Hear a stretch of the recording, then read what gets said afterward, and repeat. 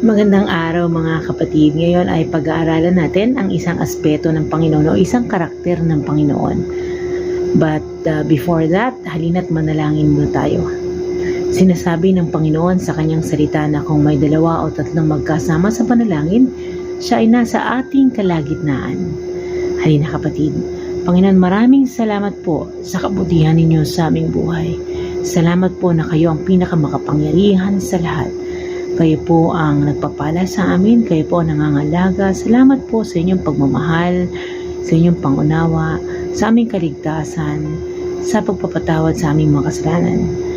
Ama, sa mga oras na ito ay pag-aaralin namin ang inyong salita at naway habang ito ay pinagbubulay-bulayan namin ay kasihan kami ng banal na Espiritu Santo para maunawaan ang inyong karakter, Panginoon. Nang sa ganun ay mas makilala namin kayo at bigyan niyo po kami ng puso na nanunumbalik sa inyo at nagigiliw sa inyo, Panginoon. Maraming salamat po sa mga oras na ito. Holy Spirit, guide us. In Jesus' name we pray. Amen and amen. Ayan, kapatid. So, dito para tayo titingin. I'm reading my Bible. So, nagbabasa tayo ng Bible. Ito. Okay? So, habang binabasa natin, ang isang attribute ng Panginoon o karakter ng Panginoon ay He is omnipotent. Siya ay makapangyarihan sa lahat. Anong ibig sabihin? All-powerful. Diba? God is all-powerful. Anong ibig sabihin pag all-powerful? Hindi siya limited ng kahit anong weakness, kahit anong kahinaan o kahit anong batas. Siya ang pinakamakapangyarihan. Walang kahinaan. Walang makahigit na batas dahil siya ang batas. Amen? Hallelujah? Okay. He is perfect in His power. So, yung power niya, yung kapangyarihan niya, perfect, flawless. May mga bagay daw na hindi magagawa ang Panginoon o may experience ng Panginoon. Kahit siya ay all-powerful. Pero perfect siya, di ba? So ano yun? Hindi makapagsisinungaling ang Panginoon because He is the God of truth. Nasusulat kapatid sa Titus chapter 1 verse 2 sa English. In the hope of eternal life which God, who does not lie, promised before the beginning of time. So kapatid, sa Tagalog naman sa Tito chapter 1 verse 2, at bigyan sila ng pag-asa sa buhay na walang hanggan. Bago palikhain ang sanlibutan, ang buhay na ito ay ipinangako na ng Diyos na kailanmay hindi sinungaling. So, God is a God of truth, diba? Nakasulat yan sa Tito. Kapatid, nasusulat sa Santiago chapter 1 verse 13, huwag sabihin ni numan na tinutukso siya ng Diyos kapag siya'y dumaranas ng pagsubok, sapagkat ang Diyos ay hindi maaaring matukso at hindi rin naman niya tinutukso ang kahit sino. Hallelujah. Purihin ng Panginoon. Kapatid, napakasarap pagbulay-bulay ng salita ng Panginoon. So, wag daw nating sabihin o kahit sino man na tinutukso siya ng Diyos kapag dumaranas tayo ng pagsubok. Bakit? Hindi daw maaaring matukso ang Panginoon at hindi rin naman siya tinutukso ng kahit sino. Hallelujah. So kapag may ganun, gawa ng kalaban. But God allows it. That's another topic parang kay Job. Ngayon, pagtuunan natin ng pansin yung omnipotence ni God. O yung God is omnipotent. Yung all-powerful, makapangyarihan sa lahat. Perfect ang kapangyarihan niya. Pero may mga bagay siyang hindi kayang gawin. Kagaya ng sinabi natin ng una. Ano nga? I-recap natin. Hindi niya kayang magsinungaling. Ngayon naman, hindi niya kayang matukso o magpatukso. Hallelujah. Ang pangatlo, kapatid, ay hindi kayang humarap ng kasalanan sa Panginoon. O sa Ingles ay He cannot be in fellowship with sin. Hindi pwedeng makasama ng Panginoon ang kasalanan. Kaya nga ang kanyang bugtong na anak ay inialay niya para sa atin, para tubusin tayo sa ating kasalanan, para makarating tayo sa Ama. Tandaan natin na He cannot be in fellowship with sin. Hindi pwedeng makasama ng Panginoon ang kasalanan. Amen? Kapatid, ito ang nasusulat sa Habakuk chapter 1 verse 13 sa Magandang Balita Biblia Tagalog. Ngunit paano ninyo natitiis ang mga taksil at masasamang taong ito? Napakabanal ng inyong paningin upang masdan ang kasamaan. Hindi ninyo matitiis ang mga taong gumagawa ng mali. Bakit hindi kayo kumikibo gayong pinupuksa nila ang mga taong higit na mabuti kaysa kanila? So kapatid, kung iisipin natin, nasusulat dito, napakabanal daw ng Panginoon upang masdan ang kasamaan. He is holy. Diba? Banal siya. Kaya walang lugar ang kasalanan para sa Panginoon. Hallelujah! Kapatid, ang mga nabanggit natin ay hindi kahinaan na hindi kayang gawin ng Panginoon, kundi ito ay, kung susumahin mo, ay perfection o kabuuan, di ba? Kabuuan niya. Kabuuan ng kanyang power or kabuuan ng kanyang lakas. Hallelujah! Sa Tagalog, these are not the weaknesses of the Lord. These are not His weaknesses or inadequacies. Pero ito ay pagpapakita lang ng perfection ng power ng Panginoon. Okay? Hindi siya maaaring magsinungaling. Diba? Because He's a God of truth. Hindi siya pwedeng matempt at hindi rin siya nagtetempt. Okay? Pangatlo, ay nabasa natin. Diba? Hindi niya kayang makasama ang kasalanan. That's why He gave His Son to die on the cross para tayo makaabot sa Ama. Hallelujah.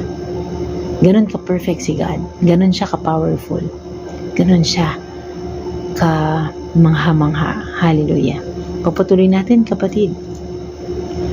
Sino ba ang source ng power ng Lord? Wala, kapatid. Siya lamang. Siya ang source ng power niya. Amen? Nasusulat din, who else can create anything by mere words? Sino ba ang makakapaggawa ng mga bagay-bagay? Makapangyarihan siya sa lahat sa pagsasalita lamang. Ang Panginoon lang. Halina't basahin natin. Nasusulat, kapatid, sa Psalm chapter 33 verse 9, for He spoke and it came to be. He commanded and it stood firm. Hallelujah. Diba? Sa salita ng Panginoon, nangyayari ang mga bagay-bagay. Basahin naman natin, kapatid, sa Tagalog. Kapatid, sa Tagalog version naman, sa Awit, chapter 33, verse 9, basahin natin. Ang buong daigdig, kanyang nilikha. Sa kanyang salita, lumitaw na kusa. Hallelujah. Sino ba makakagawa niyang, kapatid? Wala, ang Panginoon lamang. Diba? So, pag magpe-pray tayo, we ask God, isang salita lang ng Panginoon, pwede tayong create na miracle, healing, wisdom, understanding, joy, peace, patience, lahat yan ang fruit of the Holy Spirit. Magagawa, di ba sabi niya, let there be light. At nagkaroon nga ng ilaw, di ba? Sinabi niya, huminto ang bagyo, huminto nga ang bagyo. Di ba? Basahin natin ulit, kapatid, napakasarap. Awit chapter 33 verse 9, ang buong daigdig kanyang nilikha. Sa kanyang salita, lumitaw na kusa. Diba? Kapangyarihan yan. Sino may kapangyarihan na ganyan, kapatid? Wala. Ang Panginoon lamang. Hallelujah. Purihin ang Diyos. Halina at tingnan natin ang kapangyarihan ng Panginoon sa Awit chapter 19 verses 1 through 4. Ang paglilikha at ang kadakilaan ng Diyos. Ang kaluwalhatian ng Diyos ay ipinapahayag ng kalangitan. Ang ginawa ng kanyang kamay, ipinapakita ng kalawakan. O nga, kapatid, diba? Yung kaluwalhatian niya, pinapahayag ng langit. Yung gawa ng kanyang kamay, makikita mo sa kalawakan. Lahat ng nakikita ng ating mata at hindi natin kayang makita, gawa ng Panginoon. Hallelujah, napaka makapangyarihan niya. Tuloy natin sa verse 2, kapatid. Sa bawat araw at gabi, pahayag ay walang patlang. Patuloy na nagbibigay ng dunong at kaalaman. Saan ba nanggagaling ang ating dunong, ating kaalaman? Sa Panginoon. Wala silang tinig o salitang ginagamit. Wala rin silang tunog na ating naririnig. Ngunit abot sa lahat ng dako ang kanilang tinig. Balita ay umaabot hanggang sa dulo ng daigdig. Gumawa ang Diyos sa langit ng tahanan para sa araw. Wow! Kamangha-mangha yan, kapatid. Yung araw ginawa ng tahanan ng Panginoon at higit pa. Lahat ng kayang arukin at hindi kayang arukin ng utak natin ay ginagawa ng Panginoon. Tunay na makapangyarihan siya. Purihin ka, Ama, Diyos Anak at Diyos Espiritu Santo. Hallelujah. Nakaka-amaze ang Panginoon, di ba kapatid? Di ba yung kanyang kapangyarihan, yung kanyang power? Hallelujah. Kapatid, saan ginagamit ng Panginoon ang kanyang kapangyarihan? Una kapatid, ginagamit ng Panginoon ang kanyang kapangyarihan. Makangkar natin yung death. Pangalawa, para tayo ay maligtas. Para magkaroon ng buhay na walang hanggan. Pangatlo, para tayo ay may transform o para tayo ay mabago into the image and likeness of Christ Jesus. Para tayo maging kawangis ng ating Panginoong Jesus. Siyempre kapatid, kapag tayo hinubog na ng Panginoon, i-equip niya tayo para makapag-serve. So ginagamit niya yung power niya, dinidisplay niya yun sa atin para maging equip tayo mag-serve sa ating kapwa. Para proteksyonan tayo. Okay? Para ma-provide ang mga pangailangan natin at ma-preserve tayo. Bakit tayo ipe-preserve ng Lord? Para nga magamit niya. Hallelujah. And to secure their inheritance. Para ano daw? Para magkaroon tayo ng kayamanan sa langit. Yan ang nasusulat sa Roma chapter 8 verse 31. Halina't basahin natin kapatid. Ang pag-ibig ng Diyos. Ano pa ang masasabi natin tungkol dito? Kung ang Diyos ay panig sa atin, sino ang makakalaban sa atin? Isa ito sa mga paborito kong scripture kapatid. If God is for us, who can be against us? Sabi kapatid, yes, hallelujah. Kapag nasa iyong Panginoon, walang makakalaban sa iyo. Kagaya na sabi natin kanina, ginagamit niya ang kanyang kapangyarihan para ibigay ang pangailangan natin, para proteksyonan tayo, para maglingkod sa Kanya at maglingkod sa ating kapwa, sa mga mahal natin sa buhay, sa mga taong nakapaligid sa atin, para manahin ang ipinagkaloob niya kay Jesus. Diba? We are co-heirs in Christ Jesus. Una, yung makangkar natin yung death, diba? So, pag wala ng death, may kaligtasan na. Diba? Napakasarap. So, ganun pala yun kapatid. Sa kapangyarihan ng Panginoon, tayo rin ang nakikinabang dahil mahal niya tayo.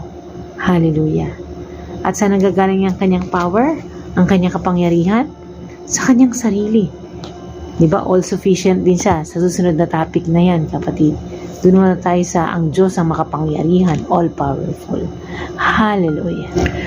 Kapatid, imagine mo, napaka-makapangyarihan ng Panginoon. Wala siyang rival.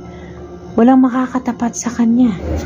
Halina kapatid at basahin natin sa Awit, chapter 86, verses 8 through 10. Sa sino mang Diyos, wala kang kawangis.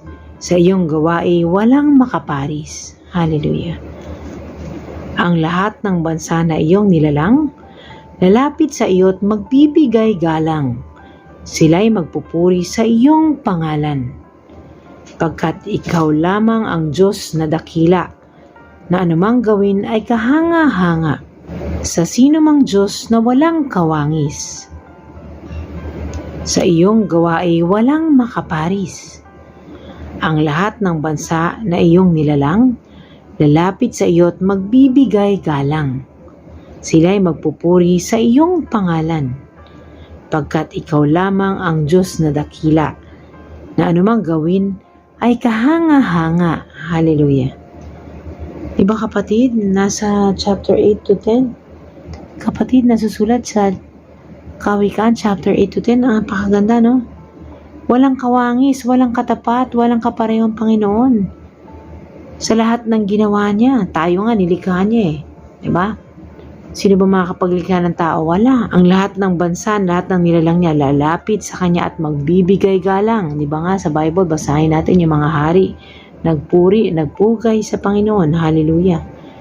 Ayun, so, sabi sila ay magpupuri sa iyong pangalan. Pagkat siya lamang ang Diyos na dakila, na anumang gawin ay kahanga-hanga. Lahat ng creation ni Lord, kahanga-hanga. Hallelujah. Purihin ang Diyos. Kapatid, diyan nagtatapos ang ating pag-aaral tungkol sa kapangyarihan ng Panginoon. Siya ang pinakamakapangyarihan sa lahat. So, i-recap natin kapatid, di ba? Wala siyang rival, walang makakatapat sa kanya. Di ba sabi nga ng kanta, walang katulad ng Panginoon, wala nang hihigit pa sa kanya. Hallelujah. So, unahin natin. Ulitin natin kapatid, di ba? Ang Panginoon ay perfect ang kanyang power. May mga bagay na hindi niya kayang gawin, ngunit hindi ibig sabihin na ito ay kahinaan. Okay, unang-una hindi niya kayang magsinungaling. Pangalawa, kapatid, ulitin natin. Santiago chapter 1 verse 13. Huwag sabihin ni numan na tinutukso siya ng Diyos kapag siya'y dumaranas ng pagsubok. Sapagkat ang Diyos ay hindi maaring matukso. At hindi rin naman niya tinutukso ang kahit sino. So kapatid, maliwanag. Huwag daw nating sabihin na tinutukso tayo ng Diyos kapag dumaranas tayo ng pagsubok. Sapagkat ang Diyos hindi maaring matukso, di ba? At hindi rin naman niya tinutukso ang kahit sino. Tandaan natin yan. So kung tayo natutukso, hindi nagagaling kay Lord yon, sa enemy. Next topic natin yan. At hindi rin naman si Lord natutukso. At kahit kailan, hindi rin siya matutukso ni naman. Hallelujah. Isang attribute niya ng Panginoon. Pangatlo, hindi kayang humarap ng kasalanan sa Panginoon, kaya ibinigay niya ang kanyang bugtong na anak na Panginoong Jesus. Hallelujah. So kapatid, yun lamang. At tatandaan mo, lahat ng power ng Panginoon ay nagagamit natin. Una, we have conquered death, di ba? Tapos naligtas tayo. Tapos natatransform tayo. Diba? Nababago tayo. Ini-equip niya tayo para magsilbi. Pinoprotektahan tayo. Na pinapangalagaan niya tayo. Prine-preserve niya rin tayo to do His work.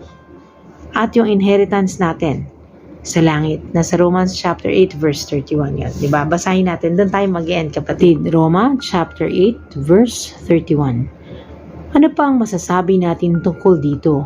Kung ang Diyos ay panig sa atin, sino ang makakalaban sa atin? Kapatid, hallelujah.